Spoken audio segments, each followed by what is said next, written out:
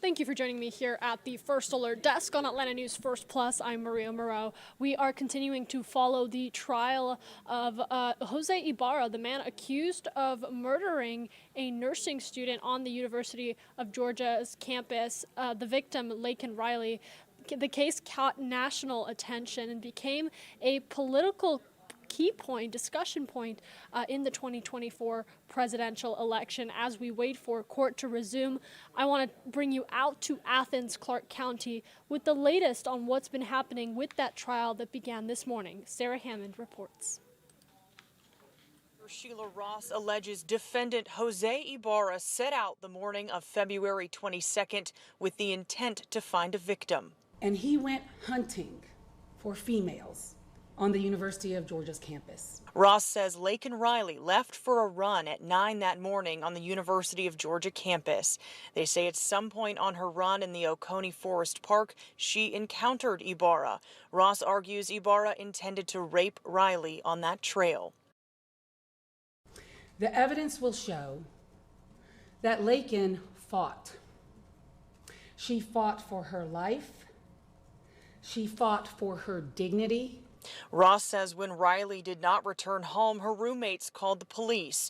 An officer found the nursing student's body 65 feet off the running trail in the woods. They say parts of her body were exposed and her skull was fractured.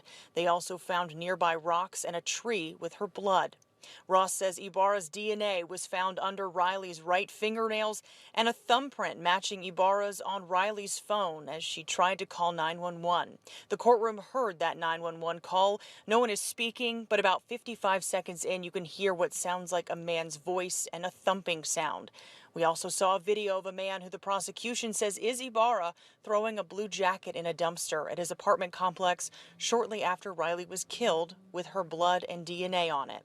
The defense argues there is no proof that Ibarra is the one who killed Riley, and they say there is no evidence of any sexual assault. The evidence in this case is very good that Laken Riley was murdered. The evidence that Jose Ibarra killed Laken Riley is circumstantial.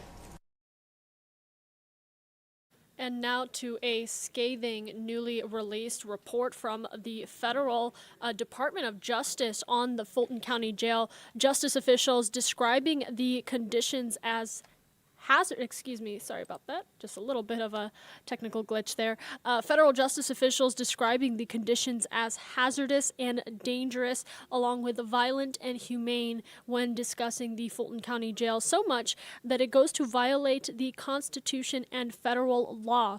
A lot of people are now reacting to this, including Fulton County leaders and the sheriff himself. Atlanta News First Don Shipman reports.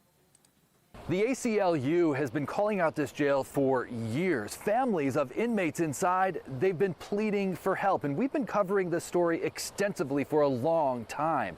Well, the ACLU and the sheriff both agree now that things need to change.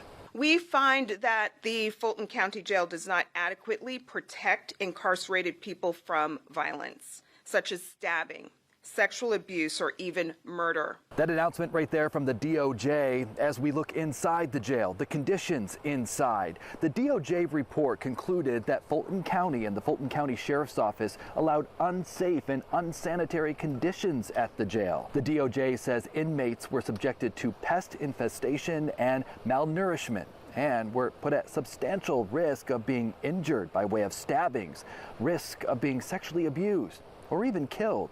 Families of the men and women inside believe that this bombshell report confirms what they already knew. No one have faith in the jail anymore anyway, in the jail system. It's been shown over and over again that your loved one can go in and don't come out. Start by diverting people who are experiencing homelessness, substance abuse, mental illness, divert them away from jail. What we have to do is change the culture of how we get people processed through courts, et cetera, because can you imagine if we had 1,000 less people even than we had today?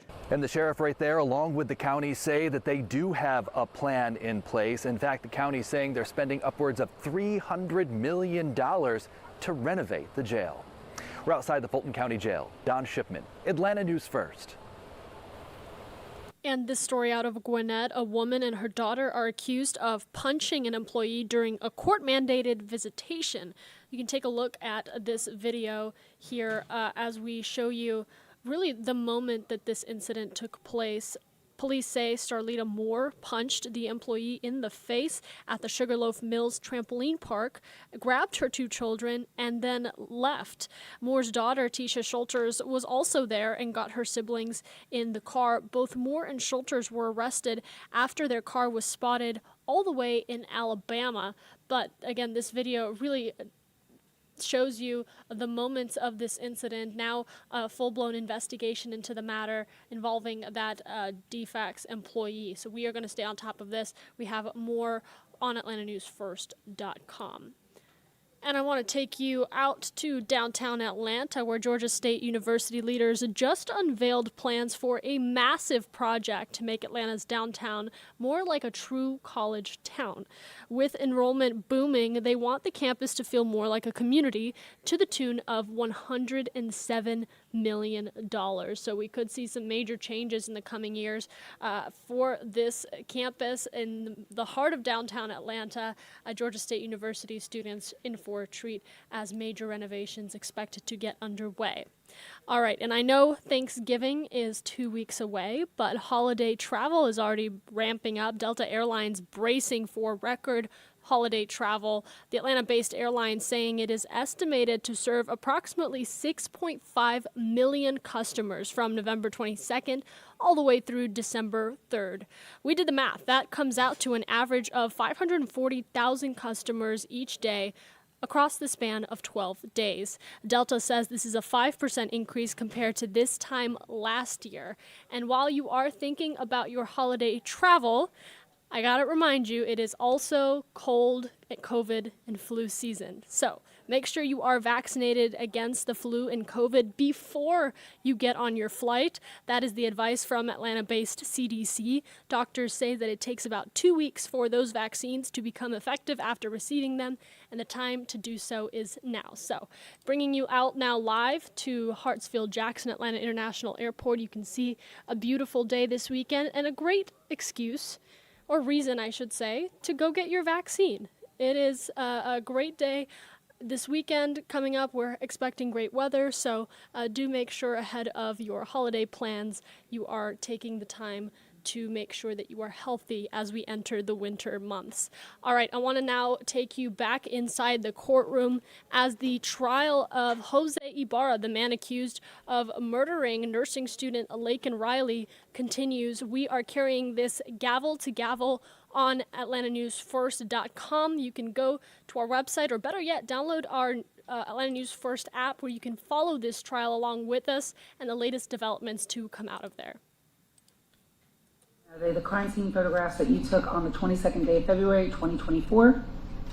Yes. And do they fairly and accurately depict the scene as you saw it on that day? Yes, they do. State would move to admit states 18 through 84. No objection. They're admitted. States Exhibit 85, is that still in front of you? Yes. Can you tell us what that is? This is one of my crime scene sketches. And is that a fair and accurate copy of your crime scene sketch? And does that sketch adequately and accurately represent the scene as you saw it on that day? Correct. State would move to admit States Exhibit 85. No objection. 85 submitted. And before we move on to, I want to ask you a little bit, I know it's in your CV, but I would like you to tell the court a little bit about your training in latent print processing. What is latent print? What is the processing of it? And how are you trained in that regard? So as far as latent print processing, again, at the National Forensic Academy, we have a week of latent print processing there as well, which includes latent print photography. I also teach classes, crime scene classes for the University of Tennessee, and I go back and I actually teach at the Forensic Academy, so I've taught the latent print week there as well. And then with the GBI, we have additional training in latent print processing. How many items of evidence have you had the opportunity to process for the presence of latent prints over your career? Oh gosh, a lot. When I worked in the Atlanta field office, we processed a lot of vehicles, a lot of cartridge cases. Like I said, I responded to over 500 crime scene calls there, so maybe about half of those probably involved latent print processing. And Your Honor, at this time, the state would tender Special Agent Stewart as an expert in the fields of crime scene photography, latent print processing, and crime scene processing. No objection. Should be allowed to testify as an expert in those areas. May I approach to retrieve the photographs? Yes.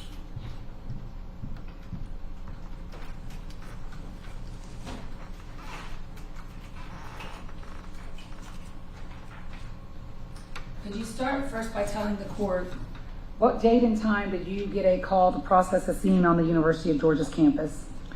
So it was February 22nd, and I responded to the crime scene at approximately 2 p.m., so I would have gotten the call maybe an hour prior to that. Tell the court what the crime scene was like when you got there. When I got there, one of the things that I noticed was it was very windy out. There was a lot of leaf coverage in the area. It was a wooded area. What was the temperature like? It was approximately 67 degrees. Was this an outdoor scene? It was an outdoor scene. Can you tell the court what are the challenges particular to outdoor scenes? So with an outdoor scene, obviously you're dealing with weather conditions, basically Mother Nature, could be directly impacting you. Whereas when you have an indoor scene, even if it's raining outside, it's not really going to impact how you work. And did you find any challenges with this particular scene due to the foliage?